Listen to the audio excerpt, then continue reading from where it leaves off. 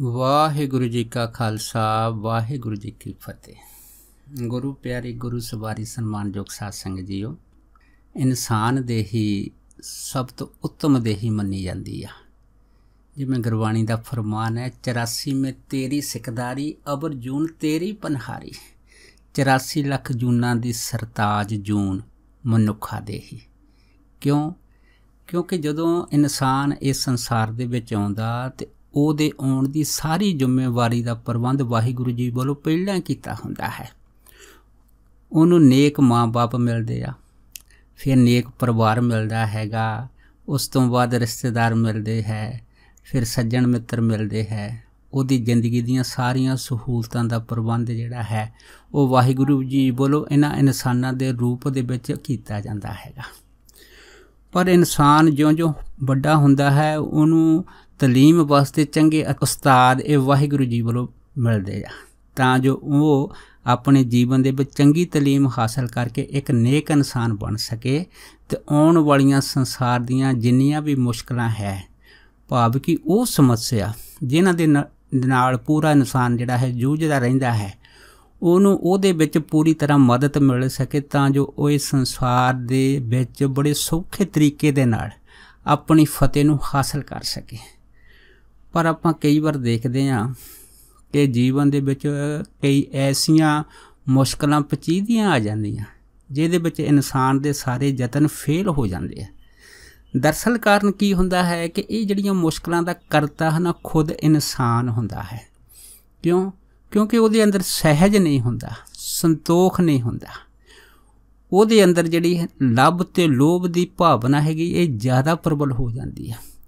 ਉਹ ਦੇਖਦਾ ਜਦ ਦੁਨੀਆ ਨੂੰ ਉੱਚੀ ਨਜ਼ਰ ਦੇ ਨਾਲ, ਅਤੇ ਉਹ ਦੇਖਦਾ ਕਿ ਜ਼ਿੰਦਗੀ ਦੇ ਵਿੱਚ ਆਪਣੀ ਜਿਹੜੀ ਦੌੜ ਹੈ ਉਸ ਦੌੜ ਦੇ ਵਿੱਚ ਉਹ ਸੰਸਾਰ ਦੇ ਦੂਜੇ ਇਨਸਾਨਾਂ ਦੇ ਨਾਲੋਂ ਬਹੁਤ ਪਿੱਛੇ ਰਹਿ ਗਿਆ ਹੈ। ਕਿਉਂਕਿ ਉਹ ਬਿਨਾਂ ਹੀ ਯੋਗਤਾ ਤੋਂ ਕਿਸੇ ਨਾ ਕਿਸੇ ਉੱਚੇ ਮੁਕਾਮ 'ਤੇ ਪਹੁੰਚਣਾ ਚਾਹੁੰਦਾ ਹੈਗਾ। ਇਸ ਕਰਕੇ ਉਹ ਜਾਇਜ਼ ਨਜਾਇਜ਼ ਢੰਗ ਵਰਤਦਾ ਹੈ ਅਤੇ ਆਪਣੀ ਜ਼ਿੰਦਗੀ ਨੂੰ ਬਹੁਤ ਛੇਤੀ ਤਰ੍ਹਾਂ ਉੱਪਰ ਲਿਜਾਣ ਦੇ ਵਿੱਚ ਆਪਣੀ ਚੁਸਤ ਚਲਾਕੀ ਨੂੰ ਵਰਤ ਰਿਹਾ ਹੁੰਦਾ ਹੈ। ਪਰ ਕਈ ਵਾਰੀ ਅਸੀਂ ਦੇਖਦੇ ਹਾਂ ਕਿ ਇਸ ਚੁਸਤ ਚਲਾਕੀ ਤਾਂ ਕੋਸ਼ਿਸ਼ ਦੇ ਅੰਦਰ ਕਈ ਵਾਰ ਉਹ ਐਸੀ ਨਾਜ਼ੁਕ ਸਥਿਤੀ ਦੇ ਵਿੱਚ ਆ ਜਾਂਦਾ ਹੈ ਜਿੱਥੇ ਉਹਦੀਆਂ ਸਾਰੀਆਂ ਕੋਸ਼ਿਸ਼ਾਂ ਅਸਫਲ ਹੋ ਜਾਂਦੀਆਂ, ਤਾਂ ਫਿਰ ਉਹ ਅਖੀਰ ਇਹ ਸੋਚਦਾ ਹੈਗਾ ਕਿ ਹੁਣ ਕੋਈ ਚਾਰਾ ਨਹੀਂ ਰਿਹਾ, ਕੇਵਲ ਅਤੇ ਕੇਵਲ ਇੱਕ ਖੁਦਕਸ਼ੀ ਹੈ ਜਿਸ ਨੂੰ ਉਹ ਆਪਣੇ ਜੀਵਨ ਦੇ ਵਿੱਚ ਬਣਾ ਕੇ ਸ਼ਾਇਦ ਇਹਨਾਂ ਸਾਰੀਆਂ ਚਿੰਤਾਵਾਂ ਤੋਂ ਸਦਾ ਲਈ ਮੁਕਤ ਹੋ ਜਾਏਗਾ। ਬਸ ਇਹੋ ਹੀ ਉਹਦੀ ਜੀਵਨ ਦੀ ਸਭ ਤੋਂ ਵੱਡੀ ਗਲਤੀ ਹੈ, ਇਹੋ ਹੀ ਉਹਦੇ ਜੀਵਨ ਦਾ ਸਭ ਤੋਂ ਵੱਡਾ ਮੂਰਖਪੁਣੇ ਦਾ ਫੈਸਲਾ ਹੈਗਾ। ਕਿਉਂਕਿ ਉਹ ਇਹ ਨਹੀਂ ਜਾਣਦਾ ਹੈਗਾ ਕਿ ਵਾਹਿਗੁਰੂ ਨੇ ਇਸ 84 ਲੱਖ ਜੂਨਾਂ ਦੇ ਅੰਦਰ ਜਿੰਨੀਆਂ ਵੀ ਹੋਰ ਜੂਨੀਆਂ ਹੈ, ਉਸ ਜੂਨੀਆਂ ਦੇ ਵਿੱਚ ਉਹਨਾਂ ਨੂੰ ਆਪਣੀਆਂ ਜੂਨੀਆਂ ਦੇ ਨਾਲ ਨਾਲ ਵਾਹਿਗੁਰੂ ਜੀ ਵੱਲੋਂ ਦਿੱਤੇ ਹੋਏ ਜੀਵਨ ਦੇ ਵਿੱਚ ਉਹ ਜੂਨੀਆਂ ਉਸ ਨੂੰ ਉਸੇ ਹੀ ਜੀਵਨ ਦੇ ਆਧਾਰ ਦੇ ਉੱਤੇ ਮੰਨ ਕੇ ਆਪਣੇ ਜੀਵਨ ਦਾ ਨਿਰਵਾਹ ਕਰਦੀਆਂ। ਪਰ ਕਿਸੇ ਵੀ ਜੂਨ ਦੇ ਵਿੱਚ ਖੁਦਕੁਸ਼ੀ ਨਾਂ ਦਾ ਕੋਈ ਵੀ ਸ਼ਬਦ ਨਹੀਂ ਹੁੰਦਾ ਹੈ। ਕੋਈ ਵੀ ਜਾਨਵਰ, ਚਾਹੇ ਉਹ ਪਰਿੰਦਾ ਹੈ, ਚਾਹੇ ਹੋਰ ਹੈ, ਚਾਹੇ ਜਲ ਦਾ, ਚਾਹੇ ਆਕਾਸ਼ ਦਾ, ਉਸ ਦੇ ਅੰਦਰ ਖੁਦਕਸ਼ੀ ਦਾ ਕਦੀ ਖਿਆਲ ਤੱਕ ਨਹੀਂ ਆਉਂਦਾ।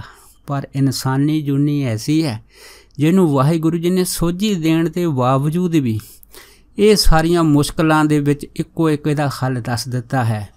ਇਹ ਹੱਲ ਕੇਵਲ ਤਾਂ ਕੇਵਲ ਅਗਿਆਨਤਾ ਦੇ ਵਿੱਚੋਂ ਪੈਦਾ ਹੁੰਦਾ ਹੈ। ਜਿਵੇਂ ਗੁਰਬਾਣੀ ਦਾ ਫਰਮਾਨ ਹੈ ਕਿ ਨਰਪਤ ਏਕ ਸਿੰਘਾਸਣ ਸੋਇਆ ਸੁਪਨੇ ਪਿਆ ਭਿਖਾਰੀ, ਅਛਤ ਰਾਜ ਬਿਸ਼ਰਤ ਦੁੱਖ ਪਾਇਆ ਸੋਗਤ ਪਈ ਹਮਾਰੀ। ਜਿਵੇਂ ਕਹਿੰਦੇ ਕਿ ਰਾਜਾ ਕਿਸੇ ਸਿੰਘਾਸਣ ਦੇ ਉੱਤੇ ਸੌਂ ਜਾਵੇ ਤਾਂ ਉਹਨੂੰ ਸੁਪਨਾ ਆ ਜਾਵੇ, ਅਗਰ ਸੁਪਨੇ ਦੇ ਵਿੱਚੋਂ ਭਿਖਾਰੀ ਬਣ ਜਾਵੇ, ਰਾਜ ਸਿੰਘਾਸਣ 'ਤੇ ਸੁੱਤਾ ਹੋਇਆ ਵੀ ਉਹਦੀ ਹਾਲਤ ਜਿਹੋ ਜਿਹੀ ਬਣ ਜਾਂਦੀ ਭਿਖਾਰੀ ਦੇ ਰੂਪ ਦੇ ਵਿੱਚ। ਬਸ ਇਸੇ ਤਰ੍ਹਾਂ ਇਹ ਇਨਸਾਨ ਦੀ ਹਾਲਤ ਬਣ ਜਾਂਦੀ ਆ। ਕਿਉਂਕਿ ਇਨਸਾਨ ਜਿਹੜਾ ਹੈ ਨਾ ਇਸ ਦੁਨੀਆ ਦੇ ਵਿੱਚ ਕਦੀ ਸੁਖੀ ਨਹੀਂ ਹੋ ਸਕਦਾ। ਕਿਉਂਕਿ ਜਦ ਤੱਕ ਉਹ ਸੁਖੀ ਹੋਣ ਵਾਸਤੇ ਉਸ ਵਾਹਿਗੁਰੂ ਜਿਸ ਨੇ ਉਸ ਨੂੰ ਇਸ ਦੁਨੀਆ ਦੇ ਅੰਦਰ ਭੇਜਿਆ ਹੈ ਉਹਦੀ ਯਾਦ ਨੂੰ ਆਪਣੇ ਮਨ ਦੇ ਅੰਦਰ ਨਹੀਂ ਵਸਾਉਂਦਾ, ਅਤੇ ਉਹਦੀ ਯਾਦ ਦੇ ਜੋ ਕਾਨੂੰਨ ਹੈ, ਨਾਮ ਸਿਮਰਨ ਸਾਧਨਾ, ਇਸ ਨੂੰ ਆਪਣੇ ਜੀਵਨ ਦੇ ਵਿੱਚ ਨਹੀਂ ਅਪਣਾਉਂਦਾ। ਕਿਉਂਕਿ ਵਾਹਿਗੁਰੂ ਜੀ ਨੇ ਇਸ ਇਨਸਾਨ ਨੂੰ ਇਹ बहुत सुनहरी मौका दिता हुंदा मनुखादेही दा, जिहदे विच जाके इंसान वाहिगुरू जी दे नाल जुड़ के अपने जीवन नूं सदा वास्ते उच्चा ते सुखी बना सकदा हैगा।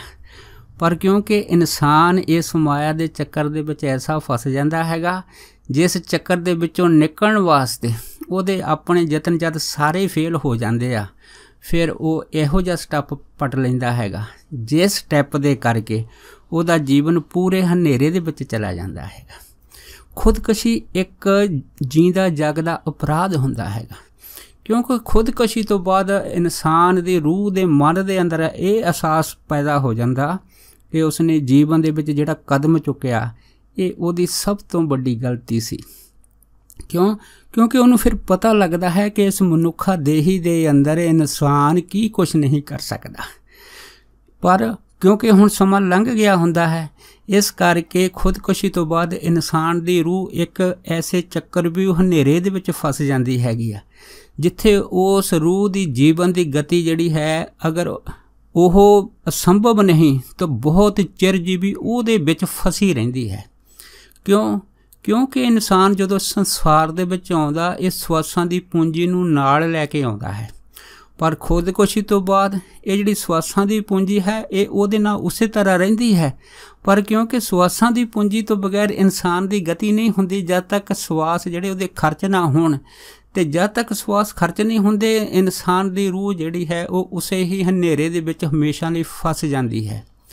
इसे करके ये जिहड़ा कदम है इस दिते हुए इंसान दी अपनी गलती दी सज़ा जिहड़ी है ना अपराध दी है, अपने आप दे नूं खत्म कर लेना, ओहदी जिहड़ी सज़ा है ना फिर इंसान नूं चिरजीवी मिलदी है।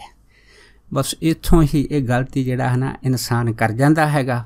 पर आपां जदों धर्म दे खेत्र दे विच जुड़दे आ तो सानूं धर्म सिखाउंदा कोई दुनिया दे विच ऐसी समस्या नहीं हैगी आ जिहदा हल वाहिगुरू दे नाल जुड़ के नहीं हो सकदा।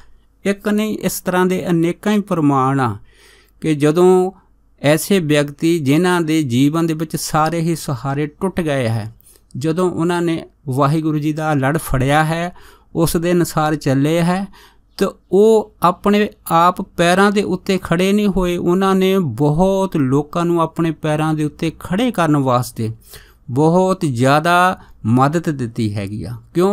उन्होंने दुनिया नूं सिखाया हैगा कि मैं कल्ला नहीं है, मेरे नाल मेरा वाहिगुरू जी है, तो वाहिगुरू जी दे हुंदियां सुनदियां वो कदी गरीब नहीं हो सकते, कदी दुखी नहीं हो सकते, उन्हां दी हमेशा चढ़दी कला रहिंदी है। पर जिहड़े इंसान धर्म तो टुट के अपनियां कोशिशां दे द्वारा अपनी अकल दे द्वारा दुनिया दे विच अमीर होना चाहुंदे आ, क्योंकि उन्हां नूं पता है कि उन्हां दी जिहड़ी कोशिश जां अकल हैगी आ ये उन्ना चक्कर काम नहीं हुंदी जद तक वाहिगुरू जी उन्हां दे नाल नहीं खड़दे। तो वाहिगुरू जी उत्थे खड़दे आ जिन्हां दे चित्त दे अंदर परमेश्वर दी याद हुंदी आ। जिथे याद है उत्थे सब कुछ है, क्योंकि वाहिगुरू जी दे घर दे विच सब कुछ है। तो जिहदे नाल वाहिगुरू जी खड़ा हुंदा है तो उहदे जीवन दे विच सब कुछ वाहिगुरू जी उहनूं प्रदान कर दिंदे। जिवें गुरबाणी दा फरमान है कि कीड़ा थाप दे पातशाही तां लश्कर करे सुआ। जे कीड़ी नूं भी वाहिगुरू थापना दे देवे तो वो लश्कर नूं सुआह कर सकदा है। ऐसी भारी जिहड़ी है ना शक्ति है जां ऐसी भारी असीस ऐसी भारी किरपा उस प्राणी दे अंदर आ जाती है, क्योंकि उन्हें इस गल का एहसास हो जाता कि हम रुलते फिरते कोई बात ना पूछता, गुर सतगुर संग कीड़े हम थापे। कहंदे असीं कीड़े सी पर वाहिगुरू ने जदों सानूं थापना देती तो साडा जीवन ऐसा हो गया है कि अज असीं दुनिया के उन्हां मुकामां दे उत्ते पहुँच गए हाँ जिथे केवल ते केवल वाहिगुरू की रहमत ही सानूं नज़र आउंदी है। तो सानूं वो अकाल शक्ति सदा ही साडे अंग संग खड़ी प्रतीत हुंदी है। इसे करके दुनिया दीयां मुश्किलां केवल ते केवल वाहिगुरू जी दे नाल जुड़ के ही हल हो सकदियां है। ये खुदकशी जिहड़ी है ये अपने आप दे विच एक हार है। ये टुटे हुए बंदियां दी जिहड़ी ये अपने आप दे विच लिया फैसला अखीर उन्हां नूं बहुत महंगा पैंदा है। असीं देखदे हां कि जिंदगी दे विच बहुत सारे इंसान ऐसे आ जिहड़े अपने जीवन तो तंग आ के जां ऐसा कोई रास्ता ना देख के अपने आप नूं खुदकशी दे विच मटा लैंदे आ। ਪਰ ਅਖੀਰ ਉਹ ਦੇਖਦੇ ਆ ਕਿ ਉਹਨਾਂ ਦਾ ਜੀਵਨ ਜਿਹੜਾ ਹੈ ਨਾ ਉਹ ਕਿਸ ਤਰ੍ਹਾਂ ਹਨੇਰੇ ਦੇ ਵਿੱਚ ਚਲਿਆ ਜਾਂਦਾ ਹੈ, ਅਤੇ ਐਸੇ ਹਨੇਰੇ ਦੇ ਵਿੱਚ ਚਲਿਆ ਜਾਂਦਾ ਜਿੱਥੇ ਉਹਨਾਂ ਦੀ ਆਤਮਾ ਸਦਾ ਵਾਸਤੇ ਰੁਕ ਜਾਂਦੀ ਆ। ਬਾਕੀ ਜਿੱਦਾਂ ਕੁਦਰਤੀ ਆਫਤਾਂ ਹੋਣ, ਐਕਸੀਡੈਂਟ ਹੋਣ, ਭੁਚਾਲ ਹੋਵੇ ਜਾਂ ਵੈਸੇ ਕੋਈ ਗੱਲ ਹੋਵੇ, ਉਹਨਾਂ ਰੂਹਾਂ ਨੂੰ ਤਾਂ ਕੋਈ ਨਾ ਕੋਈ ਮਕਾਨ, ਕੋਈ ਨਾ ਕੋਈ ਸਰੀਰ ਕਿਸੇ ਨਾ ਕਿਸੇ ਰੂਪ ਦੇ ਵਿੱਚ ਪ੍ਰਦਾਨ ਹੋ ਜਾਂਦਾ ਹੈ। ਪਰ ਜੋ ਇਨਸਾਨ ਖੁਦਕਸ਼ੀ ਕਰ ਲੈਂਦੇ ਆ, ਉਹਨਾਂ ਦੀਆਂ ਆਤਮਾ ਨੂੰ ਕਿਸੇ ਤਰ੍ਹਾਂ ਦਾ ਕੋਈ ਸਰੀਰ ਵੀ ਪ੍ਰਦਾਨ ਨਹੀਂ ਹੁੰਦਾ, ਕਿਉਂਕਿ ਉਹਨਾਂ ਦੀ ਆਤਮਾ ਇੱਕ ਐਸੇ ਹਨੇਰੇ ਦੇ ਚੱਕਰ ਵੀ ਉਹਦੇ ਵਿੱਚ ਚਲੀ ਜਾਂਦੀ ਹੈ ਜਾਂ ਕੈਦ ਹੋ ਜਾਂਦੀ ਹੈ, ਜਿੱਥੇ ਉਹਨਾਂ ਵਾਸਤੇ ਨਿਕਲਣਾ ਜਿਹੜਾ ਬਹੁਤ ਜ਼ਿਆਦਾ ਮੁਸ਼ਕਲ ਹੋ ਜਾਂਦਾ ਹੈ। ਸੋ ਵਾਹਿਗੁਰੂ ਜੀ ਵੱਲੋਂ ਦਿੱਤੇ ਹੋਏ ਜੀਵਨ ਨੂੰ ਵਾਹਿਗੁਰੂ ਜੀ ਦੀ ਪਿਆਰ ਦੇ ਨਾਲ, ਕਿਰਪਾ ਨਾਲ ਜੀਣਾ, ਜਾਂ ਵਾਹਿਗੁਰੂ ਦੀ ਯਾਦ ਦੇ ਵਿੱਚ ਜੀਣਾ, ਜਿੱਥੇ ਜੀਵਨ ਨੂੰ ਆਨੰਦਮਈ ਅਤੇ ਸੁਖੀ ਅਤੇ ਉੱਚਾ ਬਣਾ ਦਿੰਦਾ ਹੈ, ਉੱਥੇ ਵਾਹਿਗੁਰੂ ਜੀ ਦੇ ਨਾਲ ਟੁੱਟ ਕੇ ਜੀਣਾ ਇਸ ਜੀਵਨ ਨੂੰ ਨਰਕਮਈ, ਦੁਖੀ ਅਤੇ ਹਮੇਸ਼ਾ ਲਈ ਕੰਗਾਲ ਬਣਾ ਦਿੰਦਾ ਹੈ। ਇਸ ਕਰਕੇ ਜੀਵਨ ਦੇ ਵਿੱਚ ਧਰਮ ਦੀ ਸਭ ਤੋਂ ਵੱਡੀ ਅਹਿਮੀਅਤ ਹੁੰਦੀ ਹੈ। ਸੋ ਧਰਮ ਸੱਚ ਸਾਨੂੰ ਸਿਖਾਉਂਦਾ ਹੈ ਕਿ ਅਗਰ ਅਸੀਂ ਇਸ ਸੰਸਾਰ ਦੇ ਅੰਦਰ ਜੀਣਾ ਹੈ ਤਾਂ ਸਾਨੂੰ ਵਾਹਿਗੁਰੂ ਜੀ ਦੀ ਉਂਗਲੀ ਫੜ ਕੇ ਇਸ ਸੰਸਾਰ ਦਾ ਜੋ ਤਮਾਸ਼ਾ ਉਹ ਦੇਖਣਾ ਚਾਹੀਦਾ ਹੈ। ਕਿਉਂ? ਆਪਾਂ ਦੇਖਦੇ ਹਾਂ ਕੋਈ ਛੋਟਾ ਬੱਚਾ ਜਦੋਂ ਆਪਣੇ ਮਾਤਾ ਪਿਤਾ ਦੀ ਉਂਗਲੀ ਫੜ ਕੇ ਸੰਸਾਰ ਦੇ ਵਿੱਚ ਤੁਰਦਾ, ਤਮਾਸ਼ੇ ਦੇਖਦਾ, ਖੁਸ਼ ਹੋ ਜਾਂਦਾ, ਪਰ ਜਿੱਦਣ ਉਂਗਲੀ ਟੁੱਟ ਕੇ ਆਪਣੇ ਮਾਤਾ ਪਿਤਾ ਦੀ ਉਸ ਕੋਲ ਛੁੱਟ ਜਾਂਦੀ ਹੈ ਤਾਂ ਫਿਰ ਉਹ ਦੁਖੀ ਹੁੰਦਾ ਅਤੇ ਬਰਲਾਉਂਦਾ ਹੈ। ਇਸੇ ਕਰਕੇ ਜ਼ਰੂਰੀ ਹੈ ਕਿ ਆਪਣੇ ਆਪ ਨੂੰ ਸੰਭਾਲਣ ਦੀ, ਐਸੇ ਮੌਕੇ ਦੇ ਵਿੱਚ ਆਪਣੇ ਆਪ ਨੂੰ ਬਚਾ ਕੇ ਰੱਖਣਾ, ਆਪਣੀ ਜ਼ਿੰਦਗੀ ਦਾ ਜੋ ਕੀਤਾ ਹੋਇਆ ਫੈਸਲਾ ਹੈਗਾ, ਇਸ ਫੈਸਲੇ ਦੇ ਉੱਤੇ ਮੁੜ ਗੌਰ ਕਰਨਾ, ਵਾਹਿਗੁਰੂ ਜੀ ਦੀ ਸ਼ਰਨ ਜਾਣਾ, ਅਤੇ ਵਾਹਿਗੁਰੂ ਦੀ ਸ਼ਰਨ ਆ ਤੁਹਾਨੂੰ ਅਨੇਕ ਤਰ੍ਹਾਂ ਦੇ ਖਿਆਲ, ਅਨੇਕ ਤਰ੍ਹਾਂ ਦੀ ਸਹਾਇਤਾ ਜਿਹੜੀ ਆ ਉਹ ਵਾਹਿਗੁਰੂ ਵੱਲੋਂ ਮਿਲੂਗੀ। ਅਤੇ ਇਸ ਗੱਲ ਦਾ ਸਾਨੂੰ ਇਲਮ ਹੋ ਜਾਏਗਾ ਕਿ ਜਿੱਥੇ 84 ਲੱਖ ਜੂਨਾਂ ਵਾਹਿਗੁਰੂ ਜੀ ਦੀ ਦਿੱਤੀ ਜੂਨ ਦਾ ਆਪਣੇ ਜੀਵਨ ਦੇ ਵਿੱਚ ਆਨੰਦ ਅਤੇ ਲੁਫਤ ਉਠਾਉਂਦੀਆਂ ਹੈ, ਉੱਥੇ ਇਨਸਾਨ ਦੇਵਤਾ ਜੂਨ ਹੋਣ ਦੇ ਬਾਵਜੂਦ ਵੀ ਉਹਦਾ ਦੁਖੀ ਜਾਂ ਚਿੰਤਾ ਦੇ ਵਿੱਚ ਗ੍ਰਸਤ ਹੋਣਾ ਇਸ ਗੱਲ ਦੀ ਨਿਸ਼ਾਨੀ ਆ ਕਿ ਇਨਸਾਨ ਵਾਹਿਗੁਰੂ ਤੋਂ ਟੁੱਟਿਆ ਹੋਣ ਕਰਕੇ ਇਹੋ ਜਿਹੇ ਦੁੱਖ ਅਤੇ ਨਰਕ ਭੋਗਦਾ ਹੈ। ਤੋ ਇਹਦੇ ਵਿੱਚ ਇੰਨਾ ਫਸ ਜਾਂਦਾ ਹੈਗਾ ਕਿ ਜਿੱਥੋਂ ਉਹਨੂੰ ਨਿਕਲਣਾ ਬੜਾ ਮੁਸ਼ਕਲ ਹੋ ਜਾਂਦਾ। ਪਰ ਇਹ ਉਹਦੀ ਸਦਾ ਦੀ ਗਲਤੀ ਹੈ, ਸਦਾ ਦਾ ਭਰਮ ਹੈ ਕਿ ਸ਼ਾਇਦ ਇਸ ਜੀਵਨ ਤੋਂ ਬਾਅਦ ਉਹ ਇਹਨਾਂ ਮੁਸ਼ਕਲਾਂ ਤੋਂ ਸਦਾ ਲਈ ਆਜ਼ਾਦ ਹੋ ਜਾਏਗਾ। ਪਰ ਇਹ ਜਿਹੜੀਆਂ ਮੁਸ਼ਕਲਾਂ ਹੈ ਇਹ ਘਟਣ ਦੀ ਜਗ੍ਹਾ ਉਹਦੇ ਨਾਲ ਸਦਾ ਹੀ ਵੱਧ ਜਾਂਦੀਆਂ ਹੈ, ਸਮਾਂ ਜ਼ਿਆਦਾ ਹੋ ਜਾਂਦੀਆਂ, ਮੁਸ਼ਕਲ ਹੋ ਜਾਂਦੀਆਂ, ਕਿਉਂਕਿ ਫਿਰ ਉਹਨੂੰ ਇਸ ਗੱਲ ਦਾ ਗਿਆਨ ਹੋ ਜਾਂਦਾ ਹੈ ਕਿ ਇਹ ਮਨੁੱਖਾ ਦੇਹੀ ਇੱਕ ਵਾਰ ਮਿਲਦੀ ਹੈ। ਅਗਰ ਇੱਕ ਵਾਰ ਹੱਥੋਂ ਚਲੀ ਜਾਵੇ ਤਾਂ ਫਿਰ ਇਹ ਮਨੁੱਖਾ ਦੇਹੀ ਜਿਹੜੀ ਹੈ ਇਹ ਕਈ ਯੁੱਗਾਂ ਤੱਕ ਉਸ ਨੂੰ ਨਹੀਂ ਪ੍ਰਾਪਤ ਹੁੰਦੀ। ਸੋ ਕਹਿਣ ਤੋਂ ਭਾਵ ਇਹ ਹੈ ਕਿ ਜਿਵੇਂ ਗੁਰਬਾਣੀ ਦਾ ਫਰਮਾਨ ਹੈ ਕਿ ਤੁਰਦੇ ਕੋ ਤੁਰਦਾ ਮਿਲੇ, ਉੜਤੇ ਕੋ ਉੜਤਾ, ਜੀਵਤੇ ਕੋ ਜੀਵਤਾ ਮਿਲੇ, ਮੂਏ ਕੋ ਮੂਆ, ਨਾਨਕ ਸੋ ਸਲਾਈਏ ਦਿਨ ਕਾਰਨ ਕੀਆ। ਇਸ ਕਰਕੇ ਆਪਣੇ ਆਪ ਨੂੰ ਬਚਾ ਕੇ ਰੱਖਣਾ, ਆਪਣੇ ਆਪ ਨੂੰ ਸੋਝੀਵਾਨ ਬਣਾਉਣਾ, ਆਪਣੇ ਆਪ ਨੂੰ ਖੁਸ਼ੀ ਬਣਾਉਣਾ, ਖੁਸ਼ਹਾਲ ਬਣਾਉਣਾ, ਚਿੰਤਾ ਤੋਂ ਰਹਿਤ ਬਣਾਉਣਾ, ਚੜ੍ਹਦੀ ਕਲਾ ਦੇ ਵਿੱਚ ਜੋੜਨਾ, ਇਹ ਕੇਵਲ ਅਤੇ ਕੇਵਲ ਵਾਹਿਗੁਰੂ ਦੀ ਸ਼ਰਨ ਦੇ ਵਿੱਚ ਹੀ ਆਇਆ ਹੋ ਸਕਦਾ ਹੈ। ਹੋਰ ਕੋਈ ਨਤੀਜਾ ਨਹੀਂ ਹੈ। ਅਗਰ ਇਹ ਜੀਵ ਵਾਹਿਗੁਰੂ ਦੀ ਸ਼ਰਨ ਦੇ ਵਿੱਚ ਆ ਜਾਵੇ, ਉਹਨੂੰ ਐਸਾ ਜੀਵਨ ਮਿਲ ਜਾਂਦਾ ਹੈਗਾ ਜਿਵੇਂ ਗੁਰਬਾਣੀ ਦਾ ਫਰਮਾਨ ਹੈ ਕਿ ਜੇ ਕੋ ਹੋਵੇ ਦੁਬਲਾ ਨੰਗ ਭੁੱਖ ਕੀ ਪੀੜ, ਦਮੜਾ ਪੱਲੇ ਨਾ ਪਵੇ ਨਾ ਕੋ ਦੇਵੇ ਧੀਰ, ਸਵਾਰਥ ਸਵਾਉ ਨਾ ਕੋ ਕਰੇ ਨਾ ਕੁਛ ਹੋਵੇ ਕਾਜ, ਚਿੱਤ ਆਵੇ ਉਸ ਪਾਰ ਬ੍ਰਹਮ ਤਾਂ ਨਿਸ਼ਚਲ ਹੋਵੇ ਰਾਜ। ਉਹਨੂੰ ਐਸੇ ਰਾਜ ਪ੍ਰਾਪਤ ਹੋ ਜਾਂਦੇ ਆ ਜਿਵੇਂ ਧਰੂ ਜੀ ਨੂੰ ਹੋਇਆ। ਪ੍ਰਹਲਾਦ ਜੀ ਦੇਖੋ, ਜਿਹੜੇ ਛੋਟੇ ਛੋਟੇ ਬਾਲਕ ਉਹਨਾਂ ਟਾਈਮਾਂ ਵਿੱਚ ਸੀਗੇ, ਅਗਰ ਉਹਨਾਂ ਨੂੰ ਆਪਣੇ ਜੀਵਨ ਦੇ ਵਿੱਚ ਗਿਆਨ ਦੇ ਵਿੱਚ ਇੰਨੀ ਦ੍ਰਿੜਤਾ ਆ ਗਈ ਆ ਅਤੇ ਉਹਨਾਂ ਨੇ ਉਸ ਟਾਈਮ ਦੀਆਂ ਜਿਹੜੀਆਂ ਮੁਸ਼ਕਲਾਂ ਸੀਗੀਆਂ, ਕਿਵੇਂ ਵਾਹਿਗੁਰੂ ਦੇ ਨਾਲ ਜੁੜ ਕੇ ਇਹਨਾਂ ਮੁਸ਼ਕਲਾਂ ਨੂੰ ਸਦਾ ਵਾਸਤੇ ਖ਼ਤਮ ਕਰ ਦਿੱਤਾ ਸੀ। ਤੋ ਆਪਣੇ ਜੀਵਨ ਦੇ ਵਿੱਚ ਸਾਰੇ ਸੰਸਾਰ ਵਾਸਤੇ ਚਾਨਣ ਮੁਨਾਰਾ ਵੀ ਹੋਏ ਆ। ਇਸ ਕਰਕੇ ਜ਼ਰੂਰੀ ਆ ਕਿ ਸਾਨੂੰ ਉਹਨਾਂ ਮਹਾਂਪੁਰਖਾਂ ਦੀ ਸੰਗਤ ਦੇ ਵਿੱਚ ਸਦਾ ਰਹਿਣਾ ਚਾਹੀਦਾ ਹੈ, ਜਿਹੜੇ ਆਪ ਵੀ ਉਸ ਪਰਮੇਸ਼ਰ ਦੇ ਨਾਲ ਪੂਰੀ ਆਤਮਾ ਕਰਕੇ ਜੁੜੇ ਹੋਏ ਆ, ਅਤੇ ਉਹਨਾਂ ਨੂੰ ਦੂਸਰੇ ਜਿਹੜੇ ਮਨੁੱਖ ਹੈ ਜਿਹੜੇ ਵਾਹਿਗੁਰੂ ਤੋਂ ਟੁੱਟੇ ਹੈ, ਉਹਨਾਂ ਨੂੰ ਜੋੜਨ ਵਾਸਤੇ ਇਹੋ ਜਿਹੇ ਮਹਾਂਪੁਰਖਾਂ ਦੀ ਜਿਹੜੀ ਅਸੀਸ ਹੈ ਇਹ ਉਹਨਾਂ ਮਨੁੱਖਾਂ ਦੇ ਉੱਤੇ ਸਦਾ ਹੀ ਬਣਦੀ ਹੈ। ਜਿਹੜੇ ਮਨੁੱਖ ਗੁਰਬਾਣੀ ਦੀ ਸ਼ਰਨ ਦੇ ਵਿੱਚ ਆਉਂਦੇ ਆ ਤੇ ਉਹਨਾਂ ਦਾ ਜੀਵਨ ਉੱਚਾ ਤੇ ਸੁੱਚਾ ਹੋ ਸਕਦਾ ਹੈ।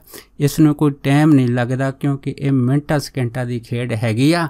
ਜਿਵੇਂ ਗੁਰਬਾਣੀ ਦਾ ਫਰਮਾਨ ਹੈ ਕਿ ਕਿਰਪਾ ਦ੍ਰਿਸ਼ਟ ਤਨ ਜਾਏ ਨਹਰਹੁ, ਤਾਂ ਕਿ ਤਾਪ ਤਨਕ ਮੋਹ ਹਰਹੁ। ਜੇ ਤੇ ਵਾਹਿਗੁਰੂ ਕਿਰਪਾ ਦ੍ਰਿਸ਼ਟੀ ਕਰ ਦਿੰਦਾ ਹੈ, ਉਹਦੇ ਜਿਹੜੇ ਤਾਪ ਉਹ ਸਾਰੀਆਂ ਦੁੱਖਾਂ ਤੇ ਮੁਸ਼ਕਲਾਂ ਤੇ ਮੁਸੀਬਤਾਂ ਇੱਕ ਛਿਣ ਦੇ ਵਿੱਚ ਹੀ ਦੂਰ ਹੋ ਜਾਂਦੀਆਂ। ਸੋ ਇੰਨੇ ਵਚਨ ਕਰਦਾ ਹੋਇਆ ਦਾਸ ਖਿਮਾ ਦਾ ਜਾਚਕ ਹੈ ਜੀ। ਹੋਈਆਂ ਭੁੱਲਾਂ ਚੁੱਕਾਂ ਦੀ ਖਿਮਾ ਬਖਸ਼ਣੀ। ਸੋ ਫਤਿਹ ਬੁਲਾਓ ਜੀ। ਵਾਹਿਗੁਰੂ ਜੀ ਕਾ ਖਾਲਸਾ, ਵਾਹਿਗੁਰੂ ਜੀ ਕੀ ਫਤਿਹ।